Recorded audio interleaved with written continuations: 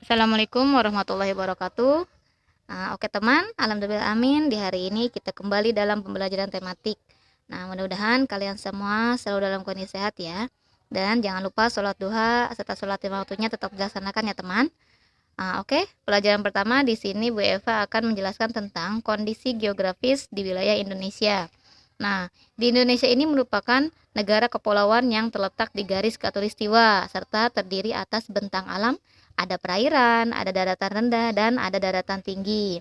Nah, jadi keadaan tersebut menyebabkan masyarakat Indonesia memiliki karakteristik yang berbeda-beda tergantung pada tempat tinggalnya, teman. Nah, aktivitas penduduk di sini sangat dipengaruhi oleh kondisi geografis, terutama kondisi fisiknya.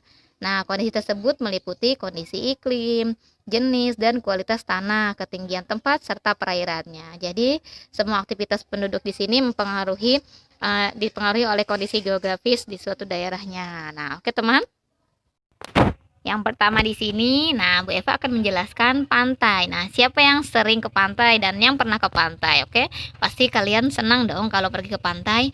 Nah, pantai di sini yaitu perbatasan antara daratan dan lautan. Nah, panjang garis pantai di Indonesia berkelok-kelok teman, lebih dari 81.497 km. Nah, hal itu termasuk salah satu garis pantai terpanjang di dunia. Nah, keadaan pantai di Indonesia tidak sama. Nah, dan antara lain ada yang disebabkan oleh abrasi dan gelombang laut. Nah, oleh karena itu pantai ada yang curam dan ada yang landai, teman. Nah, secara umum pantai yang menghadap Samudra Indonesia merupakan pantai curam. Nah, daerah yang menghadap Laut Jawa, Selat Makassar, Laut Natuna, Laut Seram termasuk pantai yang landai karena pengaruh gelombang laut yang tidak terlalu besar. Nah, oke teman. Pantai yang landai memiliki lapisan tanah yang subur, teman. Nah, hal ini disebabkan adanya endapan lumpur atau pasir yang dibawa aliran sungai. Nah, apa saja sih Bu tumbuhan yang hidup di pantai? Nah, tumbuhan yang hidup di pantai ini contohnya ada kelapa, ada bakau, dan ada ganggang, teman. Nah, oke. Nah, pantai di sini juga selain tempat berlabuhnya kapal dan perahu juga sebagai objek wisata. Nah, kekayaan alam yang ada di daerah tersebut. Nah, jadi sangat indah ya teman kalau kita pergi ke pantai. Nah, pekerjaan yang biasa ada di pantai itu contohnya sebagai nelayan, penjual jasa wisata, sektor perikanan, dan perkebunan kelapa. Oke. Selanjutnya yaitu dataran rendah. Nah, dataran rendah ini adalah bentangan tanah datar yang sangat luas pada ketinggian kurang dari 200 meter di atas permukaan laut. Nah, meskipun letaknya dekat dari daerah pantai, mata pencaharian penduduknya berbeda-beda, teman. Nah, di sini sudah tidak lagi tuh ditemukan nelayan, kapal-kapal, dan perahu yang berlabuh. Tapi, penduduk di dataran rendah biasanya bekerja sebagai petani. Nah, tumbuhan yang ada biasanya di dataran rendah contohnya padi, palawija, tebu. Nah, seperti itu, teman.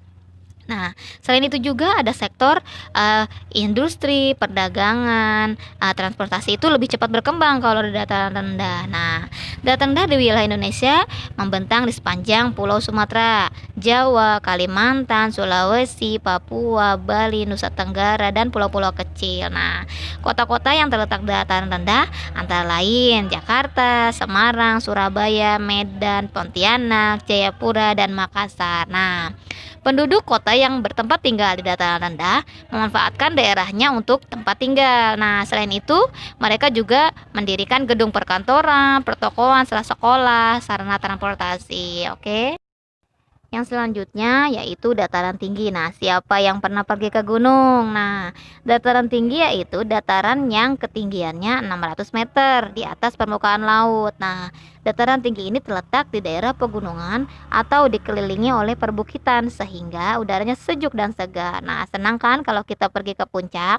Nah, dataran tinggi di Pulau Sumatera membentang di bagian tengah sejajar dengan pegunungan Bukit Barisan, teman. Nah, dataran tinggi di Sumatera antara lain nih ada dataran tinggi Pasai, Alas, dan Gayo di Aceh, serta dataran tinggi Karo di Sumatera Utara. Dataran tinggi lainnya di wilayah Indonesia antara lain nih ada dataran tinggi Puncak di Jawa Barat. Nah, dataran tinggi Dieng di Jawa Tengah, dataran tinggi Tengger, dataran tinggi Ijen di Jawa Timur, dataran tinggi Bone di Sulawesi Selatan, nah serta dataran tinggi Madi di Kalimantan Barat. Nah, Jenis tumbuhan apa saja sih yang ada di dataran tinggi? Nah, contohnya teman, ada teh, ada kopi, ada cangkeh, ada buah-buahan dan ada sayuran. Nah, di daerah dataran tinggi ini ditemukan objek wisata alam. Nah, wisata alamnya ada apa? Nah, sini ada Gunung Tangkuban Perahu di Jawa Barat, Pangalengan di Jawa Barat, ada Dieng di Jawa Tengah. Selain itu juga ada sumber pemandian air panas alami, teman. Nah, di mana? Di Ciater, Lembang, Jawa Barat.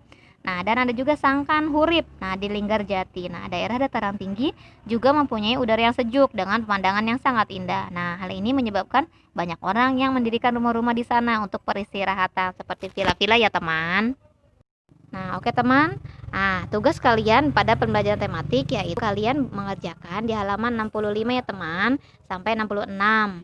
Dan juga kalian membaca di halaman 66 sampai 70 teman. Itu rangkuman dibaca. Setelah dibaca rangkumannya, kalian mengerjakan latihan soal akhir subtema 1 pada halaman 71 dan sampai 73 ya teman.